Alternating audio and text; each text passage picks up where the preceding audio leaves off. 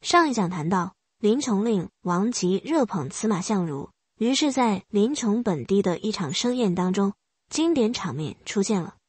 设宴的是当地两大富豪卓王孙和程正。之所以设宴，是因为听说县令有一位贵客，他们为了巴结县令，所以才会专程设宴，名义上是款待县令的这位贵客。宴会开始了，等县令王吉赴宴的时候，卓家请来的客人已经到了几百人，但现在还不能开席，要派人去请司马相如。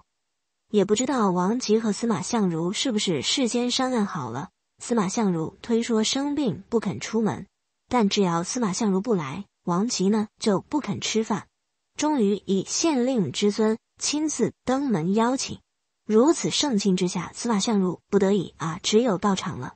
在他到场的那一刻，史记的描述是一坐尽倾，这是原文，意思是说在场的所有人都被他的风采所倾倒。事情发展到这一步，算是迎来了一个小高潮。接下来王吉请司马相如炫一首琴技。重点来了，司马迁在这里插入了一句交代，说当时卓王孙有一个女儿，名叫卓文君，刚刚守寡，喜好音乐，所以司马相如假装和县令王吉交情深厚，真实目的就是为了用琴声撩拨卓文君的芳心。而且司马相如到了临邛县的时候，有侍从有车马，一派雍容娴雅的姿态，看上去是个特别有高级感的美男子。这些信息交代出来，司马相如简直就是杀猪盘的祖师爷。当然他确实一表人才，也确实才高八斗，县令王吉也确实是他的朋友，但这一对朋友精心设计了一个局，为的就是引卓文君上钩。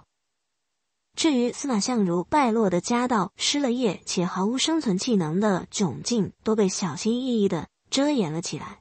卓文君总门缝里偷看着司马相如那翩翩卓氏家公子的仪态，感觉到他那双撩拨琴弦的手渐渐撩拨着自己的心弦。糟糕，这一定就是爱情。这一段才子佳人的戏码后来不断被人添油加醋，津津乐道，成为所谓琴挑文君的名场面。史记的原文是以琴心挑之，从此琴心成为了司马相如为后人贡献出来的第三个文化语码，意思是从琴声当中表达的情思。当然在杀猪盘的技术层面而言，司马相如只要多弹琴少说话，口吃的毛病就不那么显眼了。今天只要听过古琴演奏的人一定会很疑惑，不理解弹琴怎么才能做到撩动美少妇的芳心。古琴毕竟不是吉他，弹不出热烈而躁动的弗拉门戈舞曲。大概古人也有过这种疑惑，所以史记所引说司马相如当时弹奏的曲目是有歌词的。一首是凤兮凤兮归故乡，游遨四海求其凰。有一艳女在此堂，视尔人遐独我长，何由交接为鸳鸯。另一首是凤兮凤兮从黄期，得托子尾用为妃。交情通体必和谐，终夜相从别有谁。意思很简单，说自己找遍全世界，终于在这里找到天造地设的另一半了，悄悄和他打个商量，今天半夜咱们私奔吧。说定了假如这段记载属实的话，那么这两段歌词或者说两首诗开创了文学史上七言诗的先河。这种句句押韵的七言诗一直被称为百梁体，创始于汉武帝。然而在司马相如琴挑卓文君的时候，汉武帝的七言诗还没有出现呢。无论真伪，总之这两首的主题就是赤裸裸的求爱，后人给他们拟了个题目叫做凤求凰，这是司马相如为后人贡献的第四个文化语码。卓文君爱上司马相如，爱情来的既汹涌澎湃又合情合理。毕竟巴蜀地区虽然富饶，但远离政治中心和文化中心，卓家再富有也只是边远县城里的首富，而司马相如就算家道败落，本人失业，好歹也曾经在皇帝身边做过郎官，又做过梁园宾客，和天下第一流的文人名士度过了多少个风雅的日子。在临邛这个偏远县城里的女性看来，司马相如简直就是天外飞仙了。让我们注意一个细节，宴会从头到尾卓文君都没有出场，只是在隐秘的后台透过门缝偷看司马相如。也就是说啊，假如司马相如是个正人君子，正常赴宴的话，根本就不会知道主人家刚刚守寡的女儿偷看过自己。但是作为杀猪盘的祖师爷，司马相如是有备而来的。宴会结束后，他就趁热打铁，派人买通了卓文君的侍女，转达了自己对卓文君的倾慕之情。赶场就这样遇上了烈火，卓文君甚至等不到第二天，当晚就投奔司马相如去了。这就是后来的民间戏曲特别津津乐道的文君夜奔。接下来两个人在私奔的路上快马兼程，奔向司马相如的成都老家。到家之后，史记只有6个字：家居徒四壁立，意思是说家里空空荡荡，除了4面墙，一无所有。成语家徒四壁就是这么来的，这是司马相如贡献的第5个文化语码。当时的卓文君到底是什么心情？史料虽然并没有任何交代，但我们已经不难想见了。临邛那边，卓文孙得知女儿私奔了，当即就要和女儿断绝关系，说女儿做出这种事，自己虽然不忍心杀她，但家长不会分给她1分1毫。成都这边，爱情显然不能当饭吃，富家女做惯了的卓文君哪里过得来这种家徒四壁的日子？但是看看身边这个花美男，显然也不是那种能够发奋上进，在逆境中撑起一个家的男子汉。怎么办呢？现在我们看到司马相如只骗到了人，还没有能骗到钱，并且卓文孙已经撂下狠话了，于是这一对灵魂伴侣马上就产生了共同语言：钱从哪里来？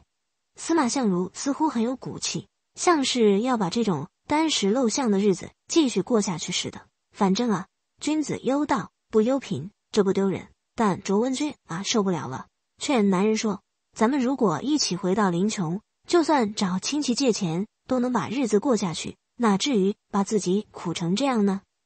司马相如很听劝，果然带着卓文君回到了临邛，然后拿出破釜沉舟的气势，把车马卖了，买下来一间酒馆。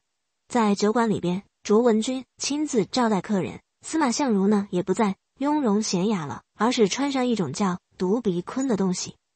今天我们已经很难说清楚独鼻鲲到底是什么样子，但这显然是底层劳动人民干活时候的穿着，大概是一种短裤吧。司马相如就这样穿着独鼻鲲和酒保杂役一道干粗活。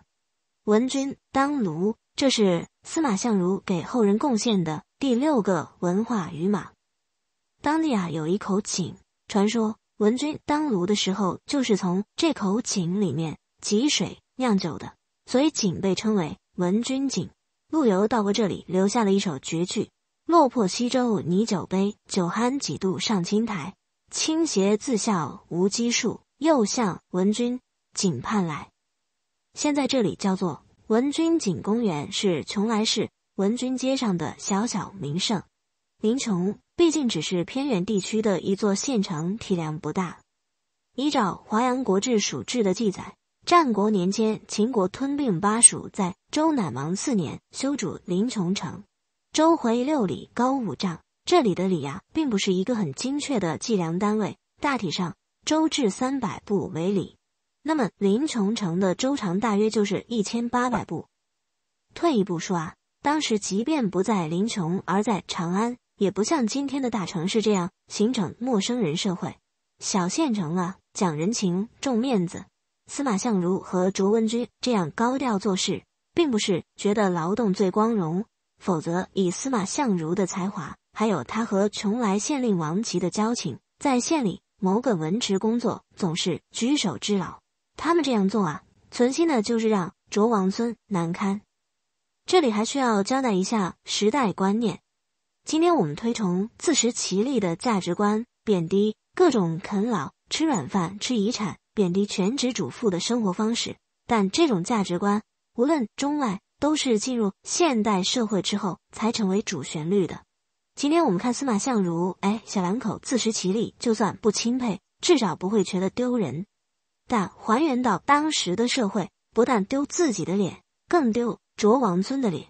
卓王孙啊，气不打一处来，县城只有这么大，以后还怎么出门，怎么见人啊？亲朋好友都来劝了，你有一子两女，家里又不差钱。如今卓文君已经失身于司马相如，而司马相如这个人虽然穷，但人才了得，又是咱们县令的贵宾，你何必非要苦着这小两口呢？卓文孙不得已分给卓文君奴婢带人钱百万，还有他当初出嫁时候的衣服被褥等等财物。这个细节可以模糊的让我们知道，嫁妆在当时当地不是归婆家的，当然更不是归小夫妻共有的，而是归女人自己支配的。不过在女人寡居之后，这些财产还会回到娘家的掌握，不然的话，卓文孙这样的安排，卓文君前夫家里就应该大有意见了。小两口拿到了巨款，高高兴兴的回到成都，麦田之地过上了富人的生活。司马相如终于可以不愁吃穿的抚琴作乐去了。所以多年之后，司马相如的成都故宅被称为琴台，这是他留给后人的第7个文化语码。杜甫晚年流寓成都，寻访司马相如的生活遗迹，写下过酒肆人间事，琴台日暮云的诗句。还有2句更有名的诗：长路关心悲剑阁，片云何意傍琴台。杜甫这是在感叹自己如同孤云漂泊，不知道怎么就流落到成都来了。而在临邛那边，司马相如琴挑卓文君的那个地方也被称为琴台，但遗址已经无法确指了。话说过来，司马相如把杀猪盘做到了行为艺术的高度，终于财色兼收，登上了人生巅峰。接下来还要不要在仕途上找机会，似乎也没有那么重要了。但是一段时间之后，机会突然找上了门。我们下一讲再见。